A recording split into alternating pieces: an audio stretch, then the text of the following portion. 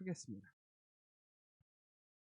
오늘 나누실 하나님의 말씀은 우리 신약성경 골로새서 3장 9절에서 10절의 말씀입니다. 우리 다 찾으셨으면 우리 함께 한 목소리로 제가 한 절 읽고 여러분들이 한 절 읽도록 하겠습니다. 너희가 서로 거짓말을 하지 말라. 옛 사람과 그 행위를 벗어버리고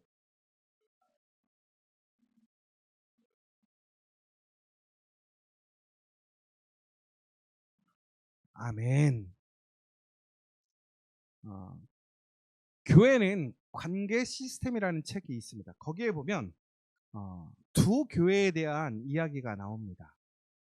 어느 추운 겨울날 놀랍게도 거리상 가까이에 있던 두 교회에 똑같은 일이 일어나게 되었습니다.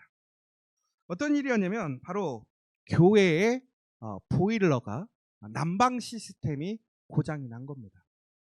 여러분 오늘 우리 지금 예배 드리시는데 춥지는 않으시지요? 그런데 아마 우리가 여름에 정말 더울 때 에어컨이 없다고 생각 한번 해보십시오. 그리고 정말 추운 날 우리 히팅이 들어오지 않는다고 한다면 상당히 우리가 예배 드리는 데는 어려울 거예요.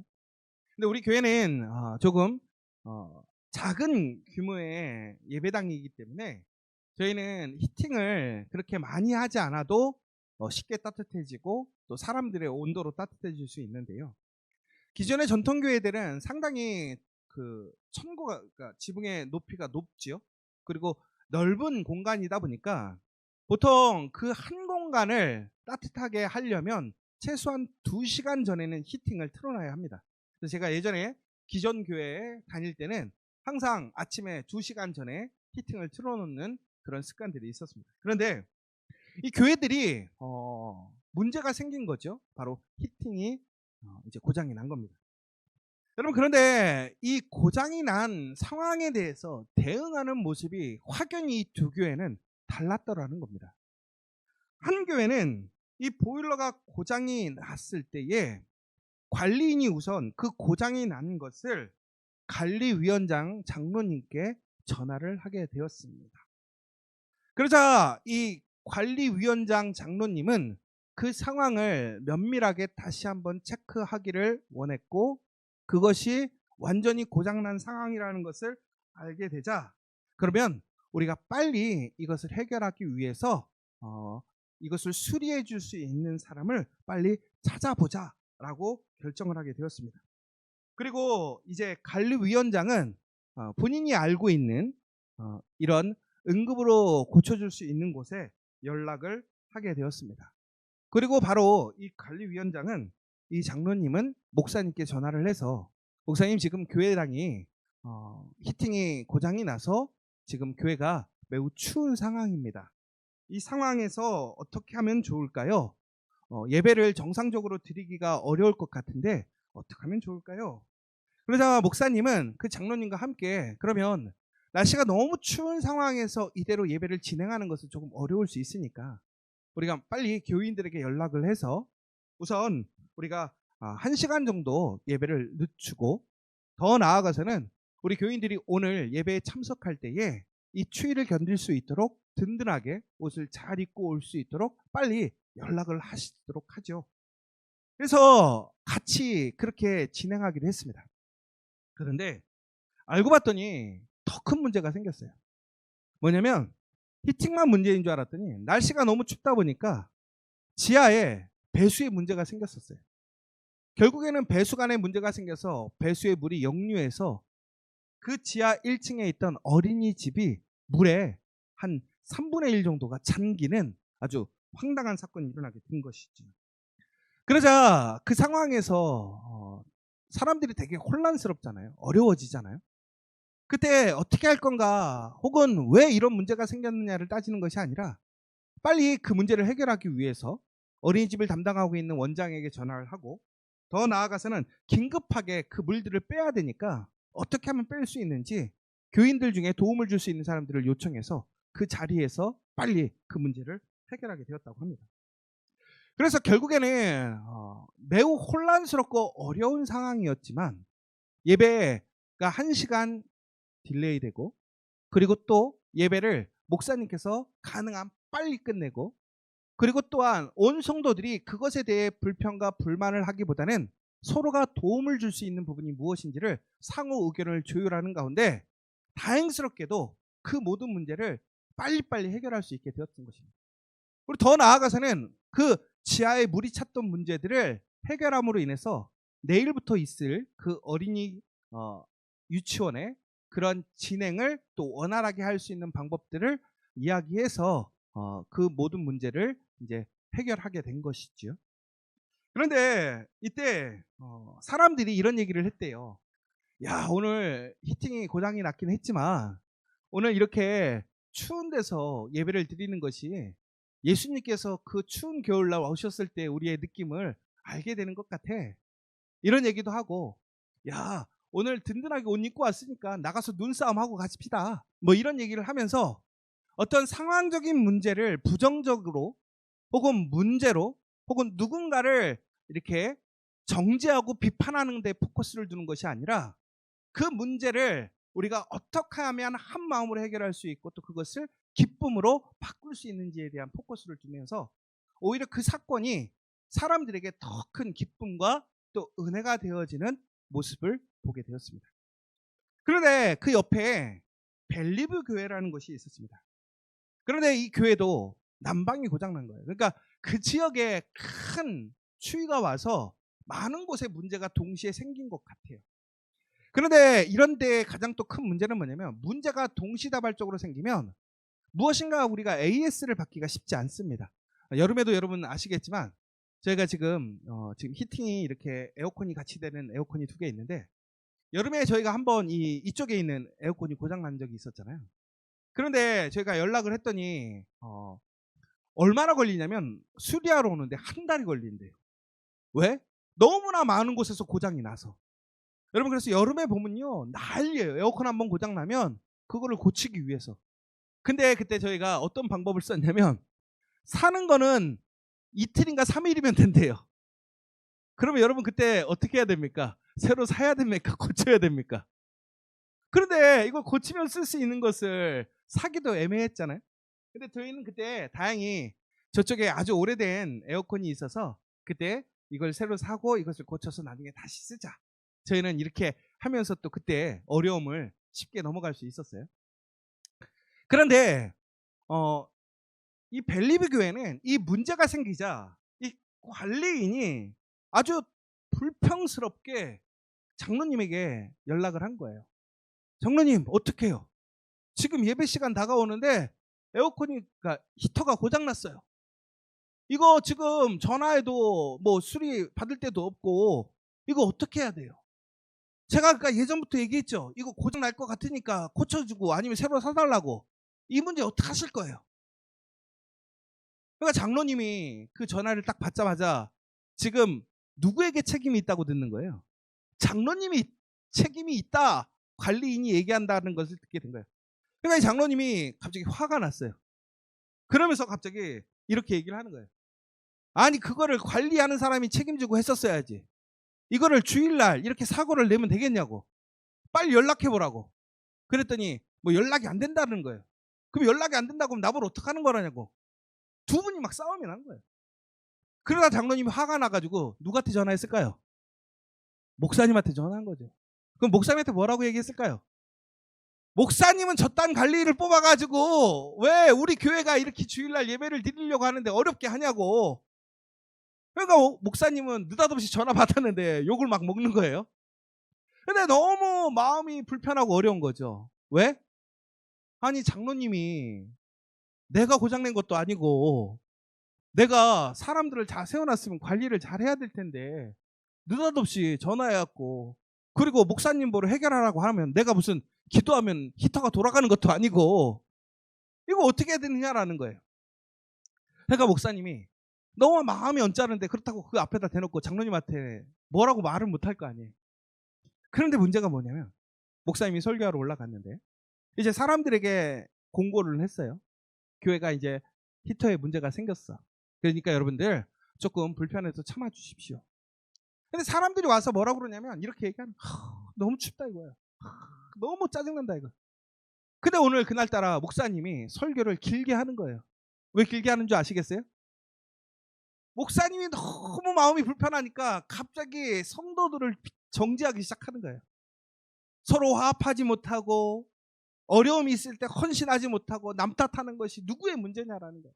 막 이렇게 막 열불을 토하면서 설교를 길게 하니까 추운 사람들은 뭐라고 그러겠어요? 아유, 이런 날은 좀 빨리빨리 좀 끝내줘야지. 추워 죽겠는데 뭔 설교를 그렇게 오래 하시냐고. 그리고 결국에는 집에 돌아와서 아내와 얘기를 하는 거예요. 내가 오늘 이렇게 설교를 하지 말았어야 되는데 이런 설교를 했다. 그러면서 네, 진짜 우리 교회 너무 답답하다. 이러는데 또 사모님은 목사님 편을 들어주는 게 아니라 성도들의 입장에서 한번 생각해 보라고. 그 얘기를 딱 하니까 목사님 기분이 더 상한 거예요. 그랬더니 두 사람이 갑자기 샤해져가지고 며칠 동안 얘기도 하지 않고 이렇게 됐다라는 거예요. 여러분, 지금 같은 문제가 같은 교회가 경험하게 되었어요. 이 같은 교회라는 것은 우리가 하나님을 온전히 믿고 따라가는 교회입니다.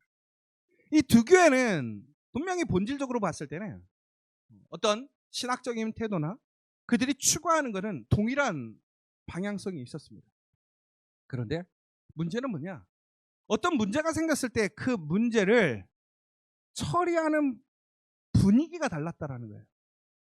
여러분, 교회를 가보시면 교회마다 분위기가 있습니다. 우리가 흔히 그러잖아요. 야, 이 교회 분위기는 뜨거워.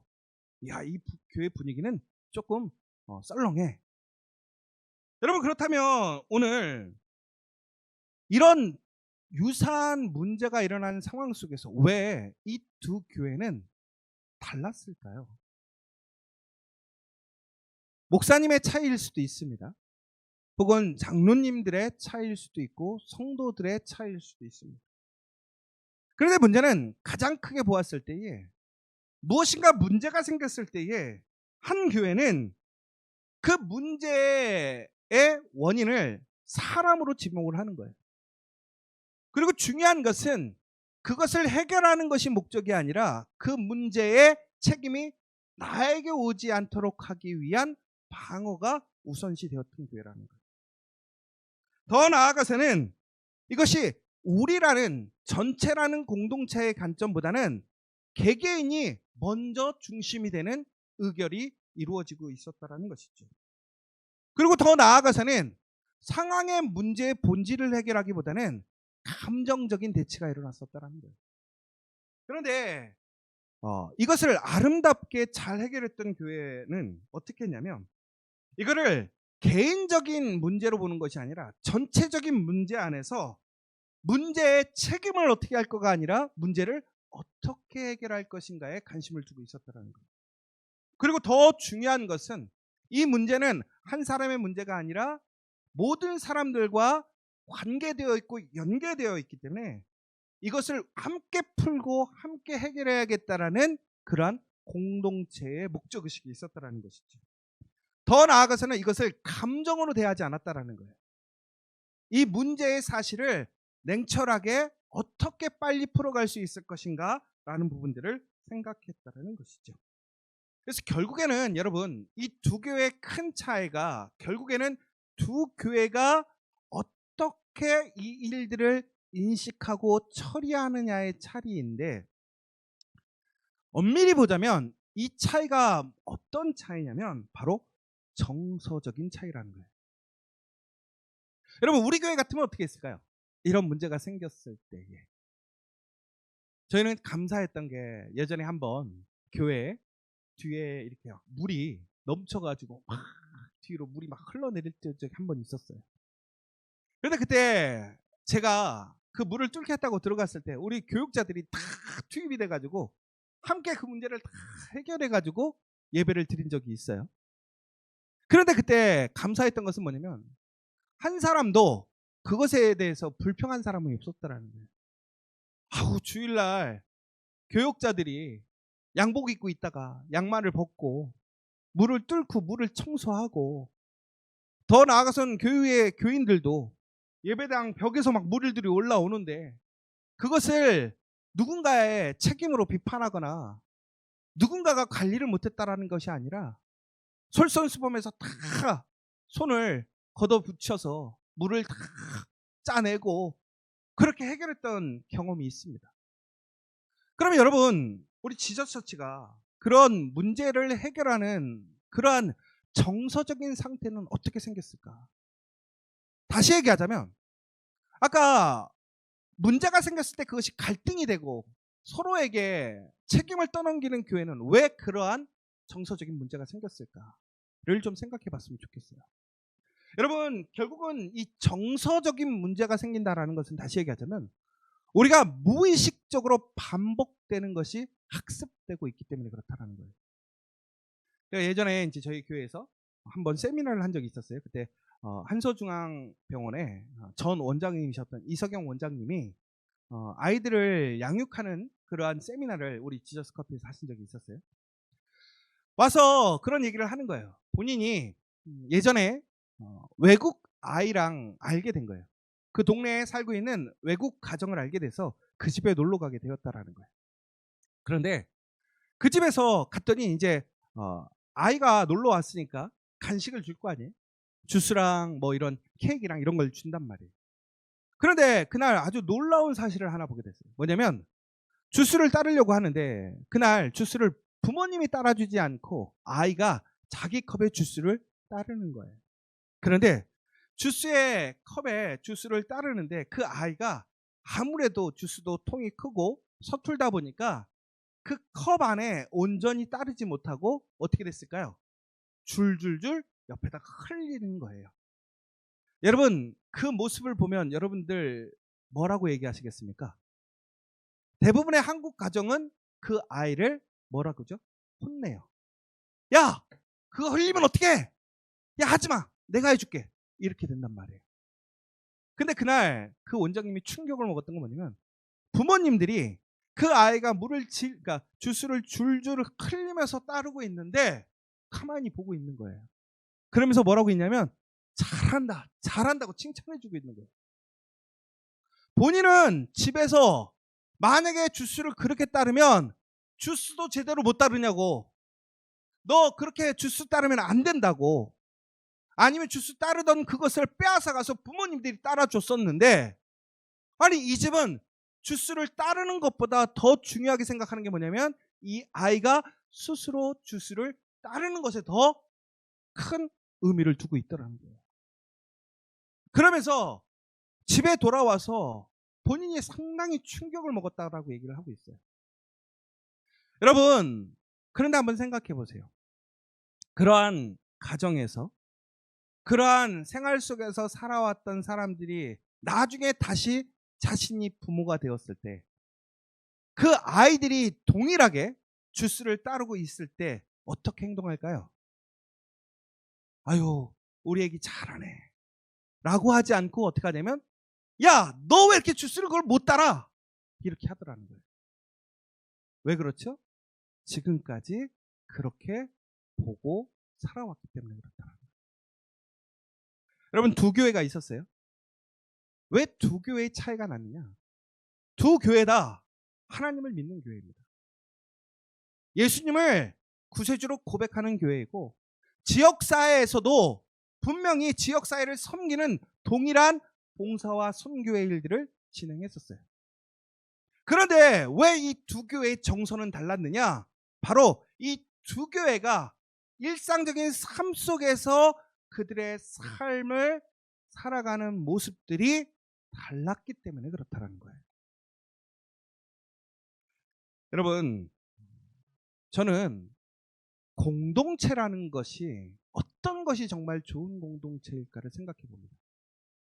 여러분, 진짜 좋은 교회가 어떤 교회일까요? 여러분, 교회라고 하는 것은 엄밀히 보면 바로 하나님을 믿는 사람들이 모여 있는 것입니다. 그리고 교회의 가장 기초라고 하는 것을 우리는 가정이라고 얘기하고 있습니다. 그러나 가정을 앞서서 우리 믿음의 한 사람 한 사람들 또한 홀로 서 있는 것이 아니라 하나님과의 관계를 통해 우리의 믿음의 한 사람이 세워지는 것이고 또한 예수 그리스도를 통해서 그 한 사람들이 세워진 여러 사람들이 모여 있는 것이 가정이고 교회라는 사실입니다. 그럼 다시 얘기하자면 우리는 언제든지 관계라는 그 안에서 살아가고 있더라는 거예요. 그 체계 속에서 살아가고 있더라는 거예요. 하나님과의 관계, 하나님과 예수님 안에서 우리 가족들과의 관계, 하나님과 예수님과 성령님 안에서의 그 관계 안에서 믿음의 사람들의 그 공동체적인 관계가 결국은 교회로 확장되어지는 것이죠. 그러니까 다시 얘기하자면 좋은 교회라는 뭐냐? 그 관계가 원만하게 살아있는 교회, 그리고 그 관계가 아름다운 교회가 좋은 교회라는 거예요. 그럼 여러분, 아름다운 관계, 그 정서적으로 아름다운 정서를 가지려면 어떻게 해야 될까요? 바로 그것이 가장 중요한 문제라는 것입니다. 결국에는 우리는 한 사람의 삶의 모습이 아닌 함께 살아가야 되는 공동체라는 의식이 있어야 한다는 거예요. 나의 모습이 전국에는 다른 사람들에게 영향을 끼치고, 또한 다른 사람들 또한 나에게 영향을 끼치고, 더 나아가서는 그러한 관계들이 서로 연합하여 협력하여 선을 이루어가는 것이 공동체라는 그러한 분명한 사실을 인식하고 있어야 한다는 것이죠. 그럼 여러분, 여기서 중요한 사실이 하나 있어요. 뭐냐면 제가 오늘 설교를 준비하면서 우리가 정말 하나님의 그 부르심의 공동체로 살아간다는 것, 다시 얘기하면 하나님은 여기에 있는 우리의 한 사람 한 사람 모두를 부르셔서 세우셨습니다. 왜? 하나님이 여러분을 창조하셨기 때문에. 더 나아가서 여러분들의 가정과 일터와 우리 교회를 하나님께서 부르셔서 세우셨습니다. 그러면 이 곳에는 분명한 하나님의 계획과 목적이 있다라는 거예요. 그러면 우리는 하나님의 계획과 목적 안에서 어떻게 살아가는 것이 하나님의 기쁨의 교회가 되느냐? 바로 하나님의 목적대로 하나님의 기쁨이 되도록, 하나님의 영광이 되도록 살아가는 것이 바로 가장 아름다운 교회 공동체라는 거예요. 그런데 여기서 우리는 문제는 뭐냐면 바로 우리가 해야 할 일은 함께 그리스도와 함께 하나님의 아름다운 일을 만들어가는 것이 우리의 목적인데, 우리는 그 일을 우리 개개인의 책임하에 두고 그 책임을 우리에게 지게 하려고 할 때가 많더라는 거예요. 다시 얘기하자면 이 교회의 모든 것들을 움직이시고 또한 만드시고 또한 그것에 열매를 맺게 하시는 것은 하나님이시라는 거예요. 그런데 하나님께서는 그 일에 우리가 참여할 수 있는 기회를 주신 거예요. 그런데 그 기회를 주신 것은 하나님께서 우리의 능력이 필요하거나 우리의 자본이 필요한 것이 아니라 우리를 사랑하셔서 하나님의 일에 참여함으로 하나님을 알게 되고 하나님의 능력을, 은혜를 누리게 하시려고 그 하나님의 일에 우리를 참여케 하셨고 부르시게 하셨다는 거예요. 다시 얘기하자면 우리가 가정을 이루고 일터에서 일을 하게 되고 교회에서 우리가 공동체가 되었다라고 하는 것은 하나님께서 이 모든 일들을 통해서 우리에게 주시고자 하는 그 은혜와 복을 우리가 우리의 삶의 자리인 나의 삶의 자리, 우리 가정, 일터, 더 나아가서는 이 공동체에서 그 은혜를 함께 누리게 하시는 그 목적이 있더라는 거예요. 그러니까 우리는 오늘 이곳에 모여 있다고 하는 것은 결국은 하나님의 은혜와 그 공급하심을 통해 하나님의 기쁨이 되고 그 기쁨을 누릴 수밖에 없게 된다는 사실입니다. 그러니까 우리는 여기서 문제가 생겨도 그 문제를 우리가 누군가에게 책임을 전가하거나 비판하지 않는 이유는 뭐냐? 바로 하나님께서 그 모든 것을 선하시게 바꾸실 것이니까. 하나님이 원하시는 것은 무엇이냐면 우리의 문제와 어려움을 통해서 우리가 우리 스스로 그것을 해결하기를 원하시는 것이 아니라 하나님의 선하신 계획 안에서 그 일을 이루어 가심을 믿고 참여하고 그것의 기쁨으로 함께 누리기를 원하시는 것이지, 그것을 우리가 싸우거나 무엇인가를 책임을 져서 우리가 이루어 가기를 원하시는 것이 아니라는 사실입니다. 그런데 우리는 그러한 은혜 안에 있음에도 불구하고 우리는 그 은혜를 누리지 못할 때가 얼마나 많은지 모릅니다. 여러분, 제가 오늘 이 말씀을 준비하면서 아나니아와 삽비라라는 사람들의 이야기를 설교 시간에 좀 하려고 했어요. 여러분, 이 아나니아와 삽비라는 우리 사도행전에 아주 유명하게 나와 있는 이야기입니다. 어떤 얘기냐면 초대교회가 이제 예수님을 통해서 이제 부흥하게 되었습니다. 하나님의 능력을 입게 되었습니다. 그래서 이 사람들이 하나님 앞에 모두 한 마음 한 뜻으로 모이고 자신의 재산을 자기 것이라고 주장하지 않고 공동체에 내어놓고 함께 그것을 나누면서 다시 하나님의 나라, 다시 오실 예수님을 기다리려고 하는 초대교회의 가장 아름다운 모습이었죠. 그런데 그때 많은 무브먼트가 있었는데 그게 뭐냐면 자신의 것을 내어놓는 일들을 보게 됩니다. 특별히 우리 아나니아와 삽비라 그 이야기 바로 앞에 어떤 내용이 나오냐면 여러분이 잘 아는 바나바의 이야기가 나옵니다.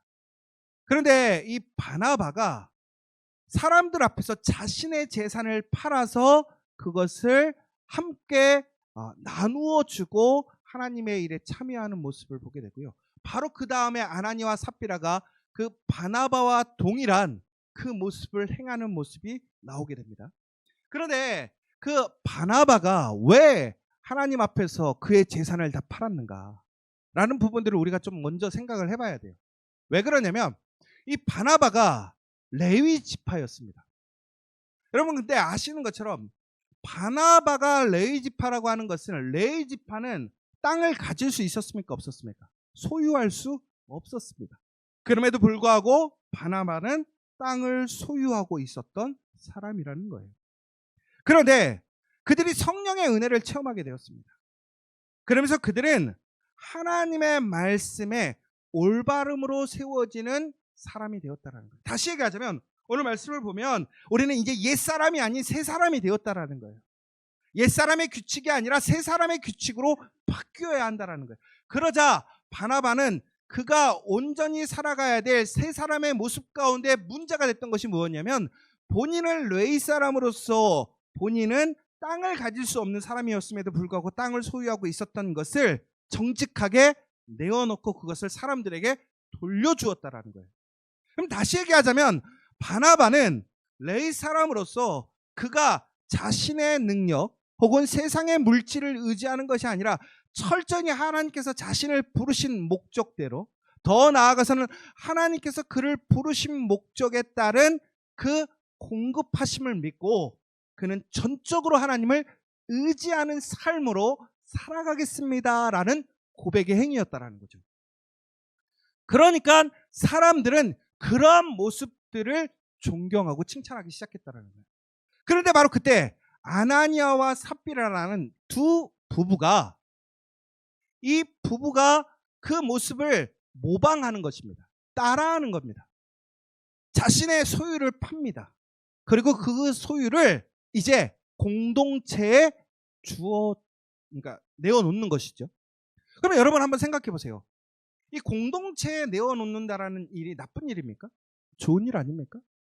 여러분들이 만약 교회에서 은혜를 받아서 여러분들이 교회에 헌금을 했어요. 그런데 여러분 헌금할 때 여러분 우리가 집을 팔면 그 집값을 다 교회에 내놔야 됩니까? 그렇지 않죠. 헌금이라는 것은 다시 얘기하자면 우리는 우리의 감사함으로 기쁨으로 하나님께 드리는 거랍니다. 그런데 문제는 뭐였느냐? 이 아나니아라는 사람이 자신의 땅을 팔고 난 이후에 하나님께 그것을 다 드리기로 그 부부가 결정했는데 그 금액을 다 드리지 않고 얼마간을 남겨놨다는 거예요. 여러분 근데 엄밀히 보면 그게 문제입니까?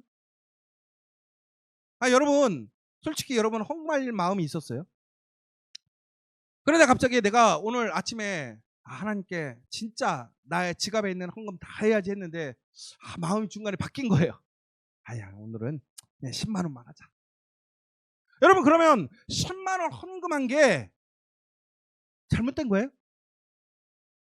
그것만으로도 귀한 거 아닙니까? 훌륭한 일 아닙니까? 왜? 안 하는 사람은 허다하잖아요. 지금 초대교회에 놀라운 부흥의 역사, 은혜가 있어요. 그 감동을 받아서 하나님의 일에 참여하는 사람들이 있는데 중요한 것은 모든 사람들이 다 참여한 것이 아니란 말이에요.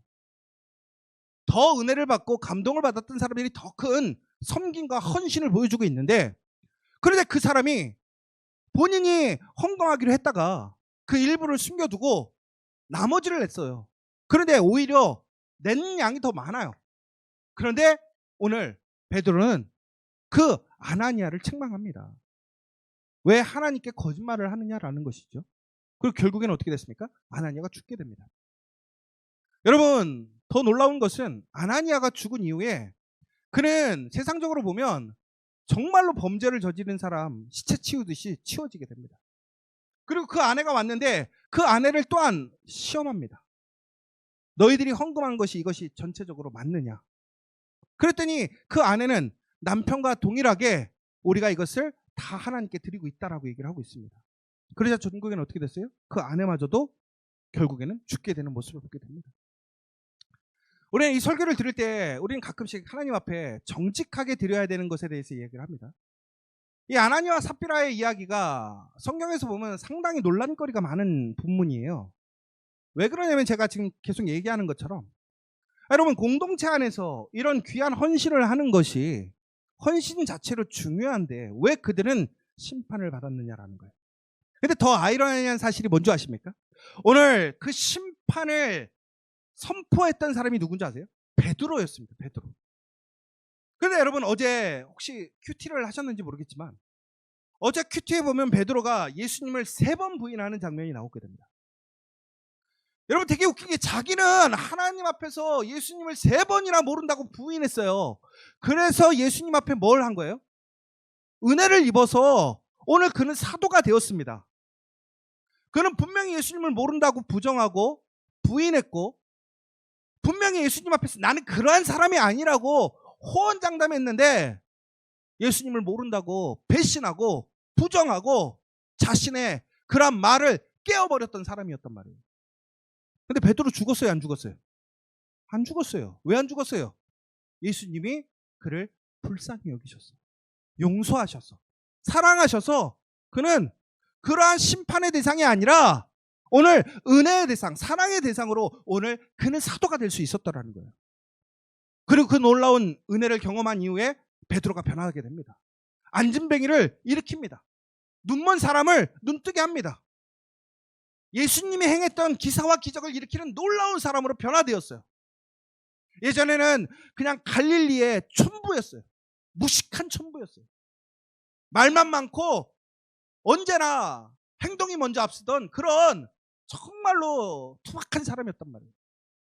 그랬던 사람이 성경에 보면 우리가 카톨릭에 가장 큰 수장을 누구라고 하냐면 베드로라고 얘기합니다. 그러한 사람으로 바뀌게 되었어요. 베드로가 똑똑해서 그렇게 된 거예요? 아니에요. 베드로는 예수님의 놀라운 사랑과 은혜와 용서를 통해서 그러한 사람이 될 수 있어요. 그런데 근데 사람 웃기지 않습니까? 자기가 그런 은혜를 받았는데 어떻게 오늘 아나니아와의 삽비라를 단번에 심판의 대상으로 정죄하고 죽여버렸어요. 여러분, 근데 이제 이거를 잘 해석해야 되는 게 이렇게 하면 또 알레고리적으로 해석을 해서 잘못 오해할 수 있는데, 여러분 오늘 그런데 왜 그럼에도 불구하고 오늘 베드로는 그런 은혜의 대상으로 자신의 삶이 바뀌고 은혜를 경험했던 사람임에도 불구하고 왜 아나니아와 삽비라를 기회를 주지 않았는가? 이 문제가 상당히 골치 아픈 문제란 말이에요. 왜? 우리는 그 상황을 온전히 알 수가 없으니까. 그럼 여러 가지를 종합해 봤을 때 바로 초대교회가 그 시점에 있어서는 상당히 중요한 시점이었다는 거예요. 뭐냐면 옛시대와 새시대의 변한 시점이었다는 거예요. 옛사람이 새사람이 되는 놀라운 변화의 시점이었다는 거예요. 그런데 바로 그 시점 가운데서 어떻게 되느냐? 바로 이스라엘 사람들이 하나님 앞에 그들의 죄를 자복하게 되고 그들의 잘못된 삶들을 청산하며 새로운 시작으로 나아가고자 하는 그러한 변화의 시점이었다는 거죠. 그래서 바나바가 그 잘못된 구습을 새롭게 온전하게 바꿔가는 모습을 볼 수 있었던 거예요. 그런데 바로 그 시점에서 바로 아나니아와 삽비라는 거짓말이라는 다시 얘기하자면 외식적인 위선적인 행동을 하게 된 거예요. 그러나 이것이 평상시에는 용서받을 수도 있었던 거죠. 그런데 분명히 성경에 뭐라고 되냐면 그들이 성령을 거역했다고 되어 있어요. 성령을 해방한 죄라고 그래요. 그러니까 성령을 해방했다라는 것은 결국은 뭐냐면 하나님께서 일하시는 역사적인 변화의 시점에서 그들이 하나님의 일을 막아서는 그러한 시점이 되었기 때문에 그들은 용서받지 못하고 오히려 사람들에게 표본적으로 심판의 대상이 되었다라는 거예요. 그럼 다시 얘기하자면 무슨 얘기냐면, 여러분 오늘 아나니아와 삽비라와 같은 판단의 기준으로 오늘 우리가 그 기준의 심판의 대상이 되었다고 했을 때, 여러분 이 자리에 살아있을 사람 몇 명이나 될 것 같습니까? 제가 봤을 때 그 심판의 기준을 갔을 때 오늘 우리는 저 문으로 건강하게 살아나갈 수 있는 사람 한 명도 없을 것 같아요. 그럼 다시 얘기하자면 여러분 오늘 또한 우리는 무슨 은혜를 누리고 있냐면 바로 하나님의 신실하신 자비와 용서와 사랑의 은혜를 오늘 우리는 이 자리에서 지금 내가 경험하고 있다는 사실이에요. 여러분들은 그 사실을 인정하십니까? 이것이 여러분 정말로 가슴 벅차오를 정도로 감사하십니까? 여러분 다시 얘기하자면 아나니아와 삽비라의 기준을 가지고 여러분들을 평가한다면 여러분 여기서 한 명도 살아있을 수 없다는 거예요. 그런데 오늘 여러분 살아있다고 하는 것은 여러분들이 훌륭한 게 아니에요. 우리 지저처치가 대단한 게 아니라 바로 오늘 그 예수 그리스도의 사랑과 은혜와 용서가 오늘 우리에게 주어져 있다는 사실이에요. 그런데 제가 안타까운 사실이 한 가지 있다는 거예요. 뭔지 아십니까? 그럼에도 불구하고 만약에 베드로가 그 아나니아와 삽비라에게 그 용서의 기회를 줄 수 있었더라면, 한 번 더 그들을 향한 기회를 줄 수 있었더라면 어땠을까? 안타까운 것은요, 베드로는 이런 용서의 은혜를 경험했음에도 불구하고 그는 그 많은 것들을 자신이 받았던 것만큼 용서하는데 익숙하지 않았어요. 왜 그런지 아세요? 베드로가 그러한 삶을 살아오지 못했기 때문에. 근데 여러분 놀랍게도 바울은, 우리는 성경에서 보면 바울은 되게 고지식하고 원칙적인 사람이라고 생각해요. 그런데 놀랍게도 바울은 오히려 다른 사람들을 용서하고 기회를 주는 데 있어서 그는 오히려 베드로보다는 더 많은 모습을 보여주게 됩니다. 생각해 봤어요. 왜 그럴까요? 저는 이게 집안 차이라고 생각해요. 세상적으로 얘기하자면 집안 차이예요. 무슨 얘기인지 아십니까? 베드로가 어떤 집에서 살아왔겠습니까? 촌부예요. 거친 갈릴리에서 어부 집안 출신이었을 거예요. 그 집에서 오고 가는 말투와 행동들은 어땠을까요? 하루하루를 살아가는데 급급하지 않았을까요?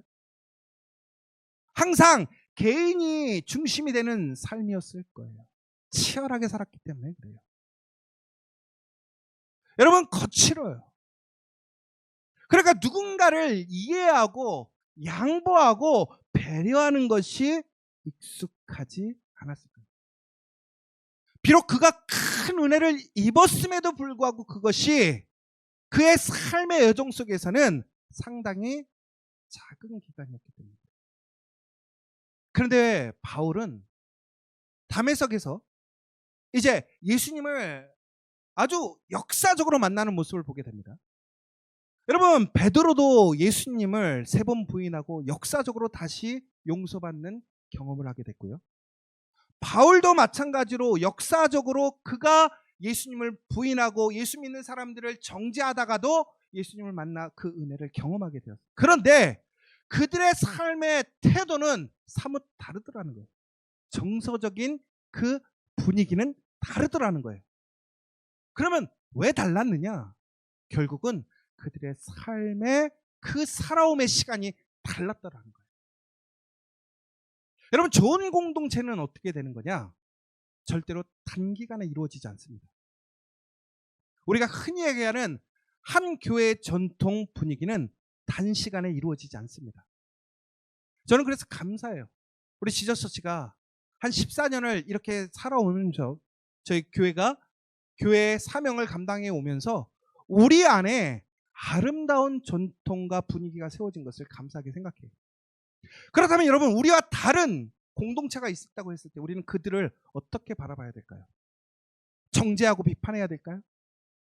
아니에요. 그 사람들의 문제가 아니라 그 사람들이 함께 살아왔던 무의식적인 정서의 문제라는 거예요. 그러면 그것을 어떻게 바꿀 수 있을까요? 바로 오늘 우리가 그 은혜를 누렸던 사람들이 그것을 나타내고 보여주는 삶이 되어야 한다는 거예요. 여러분, 우리 교회 안에서도 각자의 삶 속에 살아왔던 삶의 모습들이 있어요. 저는 교회에 와서 그런데 그 삶은 결국에는 변화돼야 되고 변화될 수밖에 없다고 생각해요. 그런데 중요한 것은 사람들이 왔는데도 불구하고 교회에서 왜 변화가 안 될까라는 부분이에요. 왜 변화가 안 될까요? 여러분, 변화가 되는 것은 쉽지 않습니다. 평생을 그렇게 살아왔는데 어떻게 한순간에 변화가 되겠어요? 근데 중요한 것은 주변의 사람들이 그렇게 살아가게 되면 그 사람들이 많아지면 결국에는 그 사람 또한 그 삶으로 변화가 되더라는 거예요.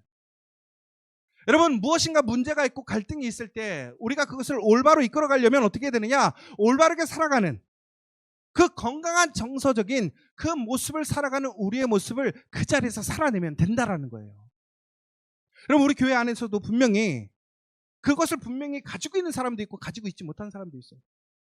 그러면 그 참여하지 못하고 헌신하지 못하고 또한 섬기지 못하는 사람들을 비방하고 정죄하는 것이 우리의 목적이 되어서는 안 된다는 거예요. 결국은 어떻게 해야 된다는 거예요?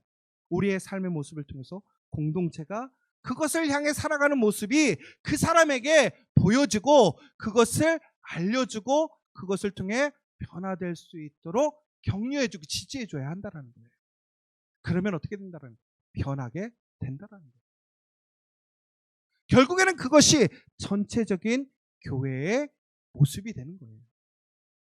저는 우리 지저처치가 이 아름다운 모습을 지켜갈 수 있었으면 좋겠어요. 더 나아가서는 우리의 모습이 어디에 있든지 간에 그 모습을 통해서 왜곡되어지고 혹은 그것이 갈등이 있고 문제가 있는 곳에 우리의 그 아름다운 모습을 통해서 그것을 새롭게 합력하여 선을 이룰 수 있는 그 믿음의 공동체 되기를 간절히 소망합니다. 바로 이것이 부름의 공동체가 살아가는 방법이에요. 우리 지저스 처치가 살아가야 될 모습입니다. 그러나 오늘 마지막으로 부탁드리고 싶은 것은 우리 한 사람 한 사람이 그곳에 영향을 끼치도록, 내가 다른 사람들에게 그 선하고 아름다운 그 전통과 분위기를, 그 말씀을 해야 하는 것이 아니라 그것을 세우고 함께 지켜갈 수 있는 모습으로 변화되기를 원합니다. 더 나아가서는 그 모습으로 나아가기를 원하는 사람들을 우리는 격려하고 지지하고 끝까지 함께 해줘야 될 줄 믿습니다. 그렇게 된다면 우리는 진정으로 이 땅 가운데 하나님께서 우리를 부르신 그 믿음의 공동체로, 믿음의 사람으로 살아가게 되고 더 놀라운 하나님의 은혜와 능력을 체험하고 살아갈 수 있는 저와 여러분 되시기를 간절히 소망합니다.